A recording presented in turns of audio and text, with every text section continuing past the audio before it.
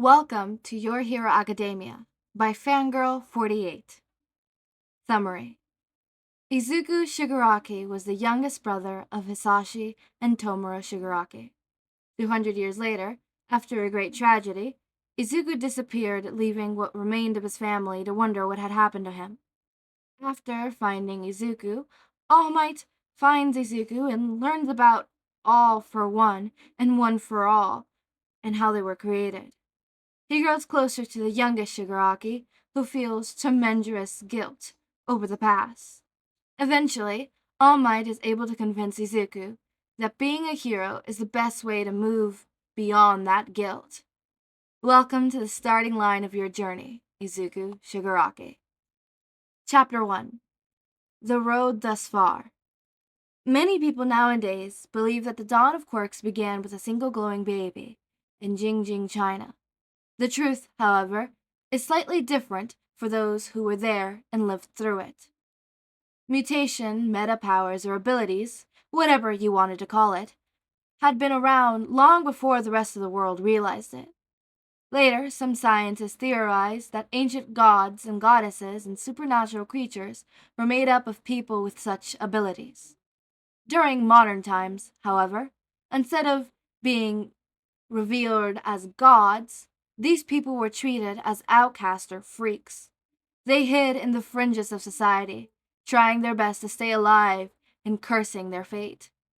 When the first quirk made its appearance, things quickly went from bad to worse. The world's most carefully guarded secret, a vegetable-powered keg, finally found its formidable match. The news of people with powers were certainly blowing wide open for the rest of the world to see. Chaos quickly ran rampage worldwide. People were accused left and right of having or being related to someone having abilities. Many died struggling to survive, murdered for something they couldn't control. Around this time, there were some brave souls who banded together to fight against this oppression. In Japan, a small family secretly took up the battle and struggled to bring equality to those with and without meta abilities. Their family name was Shigaraki, led by Hisashi Shigaraki, a rising politician, and his wife, Inko Akatani Shigaraki. The couple created a vast underground network. They offered food and shelter, medical attention, and even helped people hide or disappear. No task was too big or small for the Shigaraki family when they all worked together. Assisted by Shigaraki's younger brother, Tomura, the group worked tirelessly for those who could not fight for themselves. Their reason: a young girl and the childhood friend of the youngest Shigaraki brother, named Midori. Upon finding out her daughter could make flowers bloom, Midori's mother murdered her child and husband, who had been attempting to shield her daughter from another mother, in cold blood before disappearing without a trace. Justice was sadly never found for those two victims. Police either chose to let the woman go, or being genuinely unable to find her. Using Midori and her father as a symbol, the family got back to work. Day by day, Hisashi would use his charm to implement laws and legislations to help people to try and catch up with the ever-changing world. Meanwhile, Ingo, as a lawyer, helped people arrest or avoid harsh and unfair jail time. At night, husband and wife would don the names All for One and One for All. Together, they would descend with Izuku, or as he went by at the time, All or Nothing, to handle in more hands-on matter. The family fought against the inhumane treatment and the groups that tried to oppress them whenever and wherever they could find them.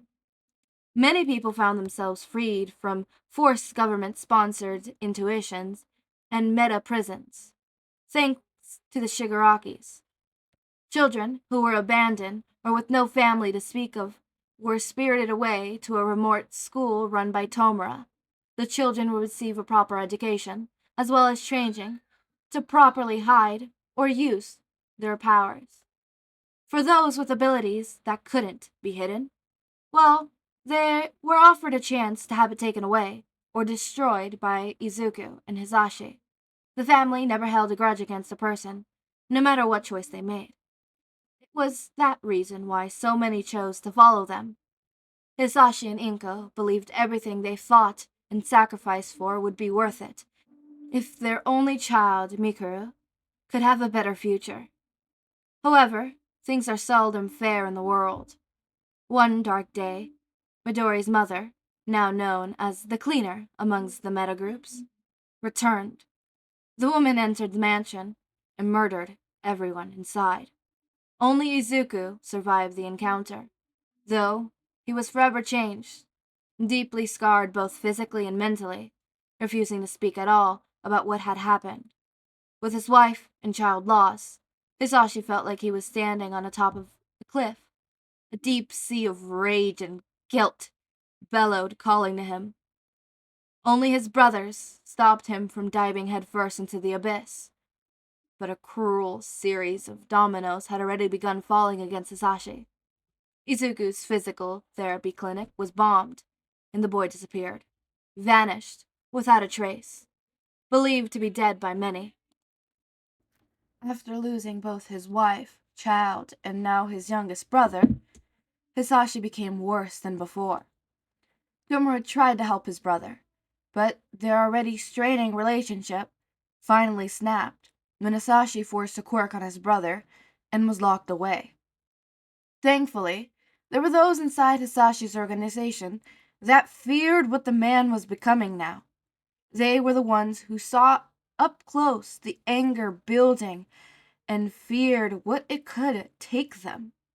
Along with a few graduates of Tomura's school, they helped the man escape and hide from his brother.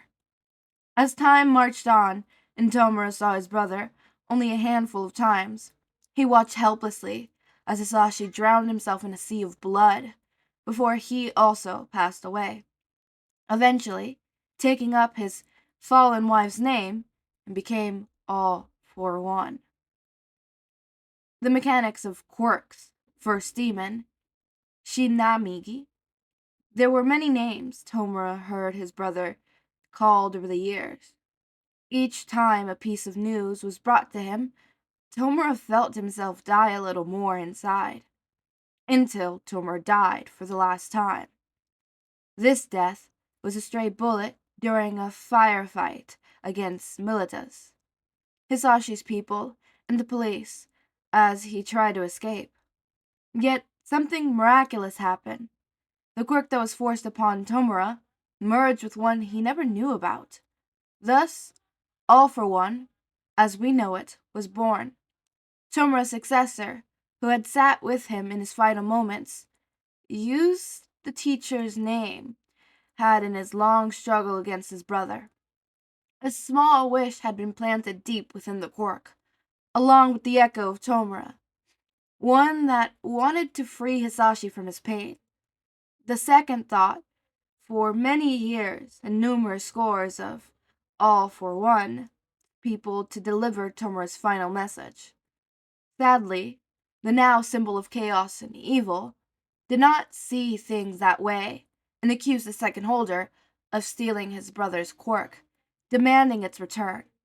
The pair fought for days before Hisashi finally killed the second, and as he protected the man who would become the third. And thus, the cycle continued for more than 200 years. Internal, of One for All, fought against All for One, growing more and more powerful with each generation, and each and every one of them dying at the hands of All for One. Their last acts secretly passed the quirk along to their successor in hopes that one day defeating the man. Eventually, it found its way to the eighth holder, Toshinori Yagi, or as he was better known, as All Might. All Might had many fights against All for One. In his most brutal match, he sincerely injured the man, and for many years onwards, All Might believed his arch-nemesis dead, until Izuku Shigaraki suddenly appeared in front of him, having woken up from chronic frozen, alone, and confused.